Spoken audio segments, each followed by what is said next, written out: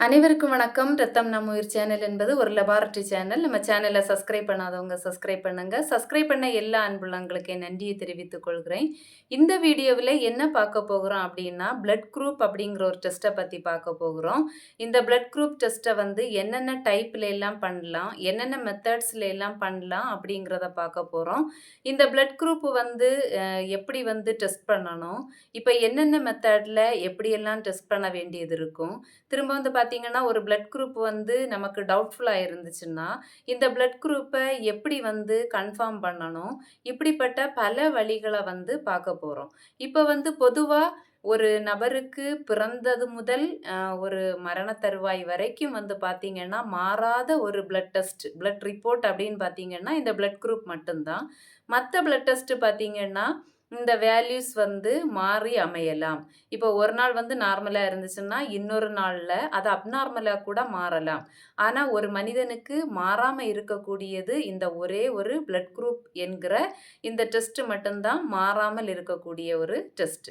இப்போ பொதுவா வந்து பார்த்தீங்கன்னா, சில பேர் வந்து பிளட் குரூப்பு ஏதோ சின்ன வயசுல அவங்க பேரண்ட்ஸ் சொல்லி கேட்டிருப்பாங்க, இன்ன பிளட் குரூப் அப்படின்னு சொல்லிட்டு. இதையே வந்து கன்ஃபார்ம் பண்ணாமலேயே மெயின்டெயின் பண்ணிட்டே இருப்பாங்க. இப்போ வந்து சில ஹாஸ்பிட்டல்ஸ்ல வந்து பார்த்தீங்கன்னா, இந்த நியூபார்ன் பேபிக்கு கூட பிளட் குரூப் பார்ப்பாங்க. அதாவது பிறந்த உடனேயே இந்த தொப்புள் கொடியிலேருந்து பிளட்ட கலெக்ட் பண்ணி அப்படியே லேபுக்கு தருவாங்க.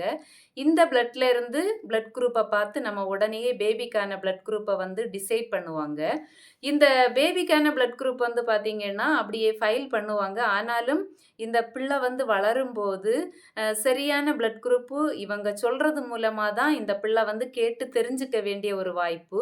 ஆனாலும் இவங்களுக்குன்னு நம்ம பிளட் குரூப்ப வந்து செக் பண்ணணுமே அப்படின்னு சொல்லிட்டு வளரும்போது, இவங்களுக்கு ஒரு மைண்ட் வரும். அப்ப வந்து செக் பண்ணுவாங்க. அப்ப நாங்க கேள்விப்பட்ட பிளட் குரூப்பும், இப்போ வந்து எங்களுக்கு இருக்கிற பிளட் குரூப்பும் ஒண்ணா தான் இருக்குது. அப்படிங்கிறத கன்ஃபார்ம் பண்ணுவாங்க. சில பேர் பார்த்தீங்கன்னா, அந்த செவிவழி கேட்கிற அந்த பிளட் குரூப்ப வச்சே வந்து மெயின்டெயின் பண்ணிட்டே இருப்பாங்க. ஏதாவது ஒரு ப்ரூஃப்க்காக பிளட் குரூப் வேணும் அப்படின்னு கேட்கும்போது, இப்ப அவங்க சொல்ற பிளட் குரூப் ஒண்ணா இருக்கும். நம்ம இங்க டெஸ்ட் பண்ணி ரிப்போர்ட் பண்ற பிளட் குரூப்பும் ஒண்ணா இருக்கும். இப்படிப்பட்ட நிலைமை வந்து இருக்காதபடிக்கு நம்ம பார்த்துக்கணும். எப்பவுமே பிளட் டெஸ்ட் பண்ணி கன்ஃபர்ம் பண்ற பிளட் குரூப் வந்து நம்ம ஃபைனல் வரைக்கும் கடைபிடிக்கணும். அப்படியும் ஒரு நிர்பந்தத்துல நம்ம இன்னைக்கு நெறைய பேரு இருக்கிறோம்.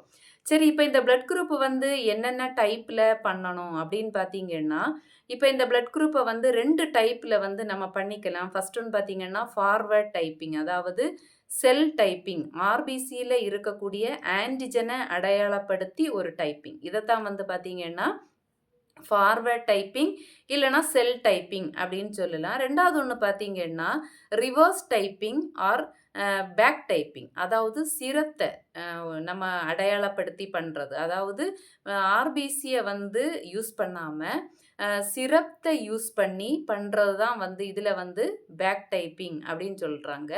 இந்த 2 டைப்பிங்ல வந்து நம்ம பிளட் குரூப்ப வந்து டிசைட் பண்ணிக்கலாம். இது வந்து பொதுவா லேப்ல பண்ணக்கூடிய டைப்பிங். அது அடுத்ததா வந்து பார்த்தீங்கன்னா, இப்போ சில பேருக்கு வந்து பார்த்தீங்கன்னா, 2 டைப்பையும் நம்ம பண்ண வேண்டிய தேவை வராது. ஏதாவது ஒரு டைப்ல பண்ணியே பிளட் குரூப்ப கன்ஃபார்ம் பண்ணலாம். இப்ப நம்ம இன்னைக்கு என்ன டைப்பிங்ல பார்க்க போறோம் அப்படின்னு பார்த்தீங்கன்னா, ஃபார்வர்ட் டைப்பிங். அதாவது செல் டைப்பிங். அந்த ஆர்பிசில இருக்கக்கூடிய ஆன்டிஜன வச்சு அந்த டைப்பின் மூலமா எப்படி பிளட் குரூப்ப டிசைட் பண்றது அப்படிங்கிறத இன்னைக்கு பார்க்க போறோம். இந்த பிளட் குரூப் டிசைட் பண்ற ஒரு டெஃபினிஷன் அப்படின்னு பார்த்தீங்கன்னா, blood group is the classification of human blood based on the presence of specific antigens and red blood cells. அதாவது இந்த சிவப்பணுக்கள்ல மேற்புறத்துல இருக்கக்கூடிய இந்த ஆன்டிஜனை டிசைட் பண்ணி தான் நம்மளோட பிளட் குரூப் கிளாசிஃபிகேஷன் வந்து ஐடென்டிஃபிகேஷன் பண்ணப்படுகிறது. இதுதான் வந்து ஒரு பிளட் குரூப்புக்கான ஒரு டெஃபினிஷன். இந்த நம்ம இன்னைக்கு பார்க்க போகிற இந்த ஃபார்வர்ட் டைப்பிங் பிளட் குரூப்ல என்னென்ன மெத்தட்ஸ்ல எல்லாம் பண்ணணும் அப்படின்னு பார்த்தீங்கன்னா, இப்போ ஸ்லைடு மெத்தட், அதாவது tile method, tube method, gel card method, microplate method, இப்படிப்பட்ட பல மெத்தட்ஸ்ல வந்து ஃபார்வர்ட் டைப்பிங்ல நம்ம வந்து இந்த பிளட் குரூப்பை பண்ணிக்கலாம். இந்த பிளட் குரூப் ஃபார்வர்ட் டைப்ல பண்ணக்கூடிய பிளட் குரூப் வந்து சில நேரம் நமக்கு இந்த ஒரு அக்ளூட்டினேஷனை வச்சு தான் இந்த பிளட் குரூப்பை நம்ம டிசைட் பண்ணுறோம். இந்த ஃபார்வர்ட் டைப்பிங்கில். சில நேரம் நமக்கு அக்ளூட்டினேஷன் ஆகுதா ஆகலையா அப்படிங்கிற ஒரு டவுட்டு கூட வர்றதுக்கு வாய்ப்புண்டு. இந்த டவுட் வரும்போது எப்படி நம்ம இதை கிளியர் பண்ணணும் அப்படிங்கிறதையும் நம்ம இந்த வீடியோவில் பார்க்க போகிறோம். இப்போ வந்து எப்படி ஃபார்வர்ட் டைப்பில் பண்ணணும், என்னென்ன மெத்தட்ஸில் எல்லாம் பண்ணணும், எப்படி வந்து ஃபார்வர்ட் டைப்பில் பண்ணுறத டவுட்ஃபுல் வந்தால் எப்படி கன்ஃபார்ம் பண்ணணும், இப்படியெல்லாம் நம்ம இன்னைக்கு வாங்க பார்க்க போகிறோம். வாங்க இப்போ இந்த ஃபார்வர்ட் டைப்பில் எப்படி இந்த பிளட் குரூப்பை ஸ்லைடு மெத்தட்லையும் டியூப் மெத்தட்லையும் பண்ணுறது அப்படிங்கிறத பார்க்குறோம். வாங்க இப்போ பார்க்கலாம். ஏபிஓ பிளட் குரூப் சிஸ்டத்தை சிவப்பணுக்களில் இருக்கக்கூடிய ஆன்டிஜனும் பிளாஸ்மாயில் இருக்கக்கூடிய ஆன்டிபாடியும் டிசைட் பண்ணுது. ஆகவே ஏ குரூப்பில் வந்து ஏ ஆன்டிஜனும் பி பிளாஸ்மாயில் பி ஆன்டிபாடியும், பி குரூப்பில் சிவப்பணுவை சுற்றி பி ஆன்டிஜனும் பிளாஸ்மாயில் ஏ ஆன்டிபாடியும், ஏபி குரூப்பில் சிவப்பணுவை சுற்றி ஆன்டிஜன் ஏபி ஆன்டிஜனும் ஆன்டிபாடி பிளாஸ்மாயில் இல்லாமலும், ஓ குரூப்பில் இந்த சிவப்பணுவை சுற்றி ஆன்டிஜன் இல்லாமலும் பிளாஸ்மாயில் ஏபி ஆன்டிபாடியும் காணப்படுது. இதுதான் வந்து ஏபிஓ சிஸ்டத்தையே டிசைட் பண்ணுது. இந்த ஏபிஓ சிஸ்டம் வந்து பாசிட்டிவாக இருக்கும்போது சிவப்பணுவை சுற்றி RH-D ஃபேக்டர் என்கிற ஆன்டி-டி ஆன்டிஜனும், நெகட்டிவாக இருக்கும்போது RH-D ஃபேக்டர் இல்லாமலும் அதாவது ஆன்டி-டி ஆன்டிஜன் வந்து இல்லாமலும் காணப்படுது. இதுதான் வந்து ஒரு பிளட் குரூப்பிங் அண்ட் டைப்பிங் சிஸ்டத்தை டிசைட் பண்ணக்கூடிய ஆன்டிஜனும் ஆன்டிபாடியும் வந்து அக்ளூட்டினேஷன் ஆகும்போது இந்த அக்ளூட்டினேஷன் ரியாக்ஷன் மூலமாக நம்ம என்ன பிளட் குரூப் சிஸ்டம் அப்படிங்கிறத டிசைட் பண்ணி ரிப்போர்ட் கொடுக்க காரணமாக இருக்கிறது. ஃப்ரண்ட் ஆர் ஃபார்வர்ட் டைப்பிங் மூலமாக ஏபிஓ பிளட் குரூப் சிஸ்டத்தையும் இந்த ஏபிஓ பிளட் குரூப் சிஸ்டம் பாசிட்டிவாக இருக்கா இல்லை நெகட்டிவாக இருக்கா அப்படிங்கிறதையும் டிசைட் பண்ணிக்கலாம். ரிவர்ஸ் டைப்பின் மூலமாக ஏபிஓ பிளட் குரூப் சிஸ்டத்தை மட்டுமே டிசைட் பண்ண முடியும்.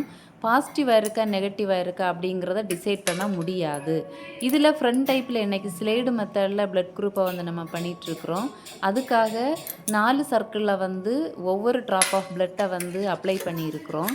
இதில் வந்து நம்ம ஆர்பிசியில் ஆன்டிஜன் ப்ரெசண்ட்டாக இருக்குது. வெளியே இந்த ஆன்டிபாடியை ரெடிமேடாக வாங்கி இதில் அப்ளை பண்ணுறோம். இப்போ வந்து இதில் ஃபஸ்ட்டு சர்க்கிளில் ஏ ஆன்டிபாடியையும் 2வது சர்க்கிளில் பி ஆன்டிபாடியையும் வந்து நம்ம அப்ளை பண்ணியிருக்கிறோம். இதில் ஃபஸ்ட்டு சர்க்கிளில் வந்து அக்ளூட்டினேஷன் ஃபார்ம் ஆகிருக்கு. இதனால் இது ஏ குரூப் அப்படின்னு நம்ம டிசைட் பண்ணியிருக்கிறோம். இப்போ செல்ல லேபில் பார்த்தீங்கன்னா ஏ, பி அண்டு ஏபி அப்படிங்கிற 3 ஆன்டிபாடியுமே வாங்கி யூஸ் பண்ணுவாங்க. சில லேபில் ஏயும் பியும் என்கிற 2 ஆன்டிபாடியை மட்டுமே வாங்கி யூஸ் பண்ணுவாங்க. இப்போ இதில் வந்து பார்த்திங்கன்னா ஏ குரூப்பில் அக்ளூட்டினேஷன் வந்ததுனால இது ஏ குரூப் அப்படின்னு டிசைட் ஆகியிருக்கு. பி குரூப்பில் வந்து அக்ளூட்டினேஷன் வரல, அதனால் இது வந்து ஏ குரூப்புன்னு டிசைட் பண்ணியிருக்கிறோம். இப்போ ஏ அண்டு பியில் சேர்த்து ரெண்டுலேயுமே வந்து அக்ளூட்டினேஷன் வந்துச்சுன்னா ஏ குரூப் ஏபி குரூப் எனவும், ரெண்டுலேயுமே வந்து அக்ளூட்டினேஷன் வரலன்னா ஓ குரூப் எனவும் டிசைட் பண்ணிக்கலாம். இப்போ 3வது சர்க்கிளில் வந்து பார்த்திங்கன்னா பாசிட்டிவாக நெகட்டிவான்னு கண்டுபிடிக்கிறதுக்காக ஆன்டி-டி ஆன்டிபாடியை ஆட் பண்ணியிருக்கிறோம். இப்போ இதில் வந்து அக்ளூட்டினேஷன் ஃபார்ம் ஆகிருக்கு. இதனால் இது ஏ பாசிட்டிவ் அப்படிங்கிறத டிசைட் பண்ணியிருக்கிறோம். இப்போ பாசிட்டிவ் எங்கும்போது ஆர்பிசியை சுற்றிலும் டி ஆன்டிஜன் ப்ரெசண்ட் ஆகிருக்கு அப்படின்னும், இப்போ நெகட்டிவ்னா இப்போ டி ஆன்டிஜன் வந்து ஆர்பிசியை சுற்றிலும் இல்லை அப்படிங்கிறதையும் டிசைட் பண்ணிக்கலாம். 4வது சர்க்கிள்லையும் வந்து பார்த்திங்கன்னா ஒரு அக்ளூட்டினேஷன் ஃபார்ம் ஆகிருக்கு. இது எதுக்காக அப்படின்னா ஏ குரூப்புக்கு மட்டுமே சப் குரூப் வந்து எல்லா லேப்லையும் பார்ப்பாங்க. இப்போ சப் குரூப்புக்காக லெக்டின் சிரம் அப்படிங்கிறத யூஸ் பண்ணுவோம். இப்போ இந்த லெக்டின் சிரம் அக்ளூட்டினேஷன் ஃபார்ம் ஆகிடுச்சுன்னா A1 அப்படின்னும், இப்போ அக்ளூட்டினேஷன் ஃபார்ம் ஆகலை அப்படின்னா A2 அப்படின்னும் நம்ம டிசைட் பண்ணிக்கலாம். இன்றைக்கி இதில் வந்து பார்த்திங்கன்னா A1 பாசிட்டிவ் அப்படிங்கிறது டிசைட் ஆகியிருக்கு.